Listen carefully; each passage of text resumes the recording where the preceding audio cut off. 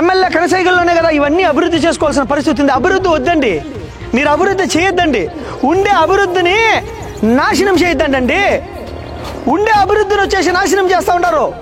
తప్పకుండా కడుపు కాలుతుంది సార్, కడుపు కాలుతుంది సార్. ప్రతి యువకుడు ఆలోచన చేయండి ప్లీజ్.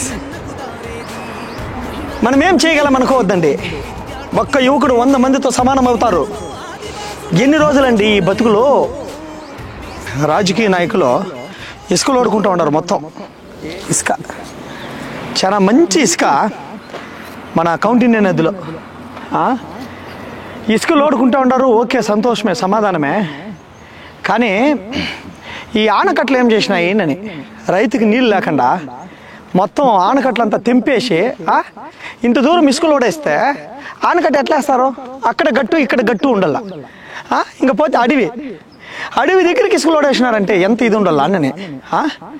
అక్కడ చూడ కంచె, అడవి కంచె, ఫారెస్ట్. అది ఫారెస్ట్ దగ్గర వరకు లోడేస్తే ఈ బ్రిడ్జ్ ఎట్లా బాలికి వస్తుంది? ఇంకా బ్రిడ్జ్ తెగిపోదా? ఒక ఇసుక గురించి ఒక రైతు పొట్ట కొడుతూ ఉంటారు.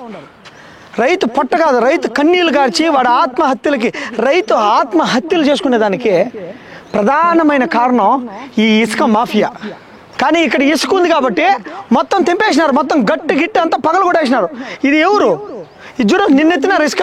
నిన్న ఎవరు ఎత్తినారు దీనికి ఇసుక? ఎవరు ఇచ్చినారు దీనికి పర్మిషను? గవర్నమెంట్ ఏం చేస్తూ ఉంది?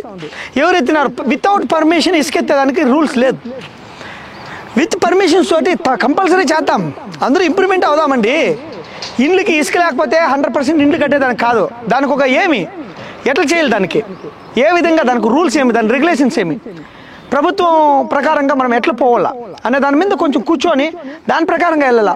ఉండే కట్లన్నీ పగలగొట్టేసి ఉండే ఆనకట్లు అండి ఇది రైతులకు వచ్చేసిందనా 5 ఏళ్ళు వర్షం పడకపోయినప్పటికీ హ్యాపీగా వాటర్ ఉండే అట్లా ఫెసిలిటీస్ ఇచ్చింది గవర్నమెంట్. దాన్ని ఇట్లా దండుకుంటా ఉంటే ఎట్లా? ఓన్లీ ఒక 1000 లోడ్లు ఇసుక గురించి వేల మంది రైతుల్ని నాశనం చేస్తూ ఉంటారు. అన్నదమ్ముళ్ళారా, రైతుల్లారా, ప్రతి రైతు ఈ బ్రిడ్జ్ పైకి వచ్చి ఒకసారి చూడండి. కేట్ల ఫారం బ్రిడ్జ్, కేట్ల ఫారం స్కూల్ పక్కనే ఏటిగడ్డ ఎల్లమ్మ గంగమ్మ తల్లే దీనికి సాక్షి. దీన్ని అడిగేది ఎవరిని అడగాల మనము? ఎవరిని ప్రశ్నించాలి మనము? ఎవరి దగ్గరికి పోవాలా? ప్రజెంట్ ఎమ్మెల్యే దగ్గరికి పోవాలనా, లేకపోతే ఎక్స్ఎమ్మెల్యే గారి దగ్గరికి పోవాలనా, లేకపోతే ఇది ఇసుక ఎవరు ఆడుతూ ఉన్నారని ఎవరిని అడగాల మనము? లేకపోతే వచ్చేసి ఎవరు ప్రభుత్వ అధికారుల దగ్గరికి పోవాలనా, పోలీసు వాళ్ళ దగ్గరికి పోవాలనా, లేకపోతే ఎవరి దగ్గరికి నేను పోవాలా? ఎవరి దగ్గర అడగాలి? ఇప్పుడు ఎమ్మెల్యే కనసైగల్లోనే కదా ఇవన్నీ అభివృద్ధి చేసుకోవాల్సిన పరిస్థితి ఉంది. అభివృద్ధి వద్దండి, మీరు అభివృద్ధి చేయొద్దండి. ఉండే అభివృద్ధిని నాశనం చేయొద్దండి. ఉండే అభివృద్ధిని వచ్చేసి నాశనం చేస్తూ ఉంటారు. తప్పకుండా కడుపు కాలుతుంది సార్, కడుపు కాలుతుంది సార్. ప్రతి యువకుడు ఆలోచన చేయండి ప్లీజ్. మనం ఏం చేయగలం అనుకోవద్దండి. ఒక్క యువకుడు 100 మందితో సమానం అవుతారు. ఎన్ని రోజులండి ఈ బతుకులో?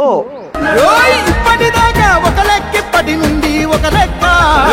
సమర్థ పాలనంతా ఉదయగా అందరము అడుగేద్దాము. కాంగ్రెస్ జెండా సైనికులై చెయ్యి గుర్తు కోటు వేద్దాము. పలమనేరులోన పసలేని నేతను అందరము తరిమి కొడదాము.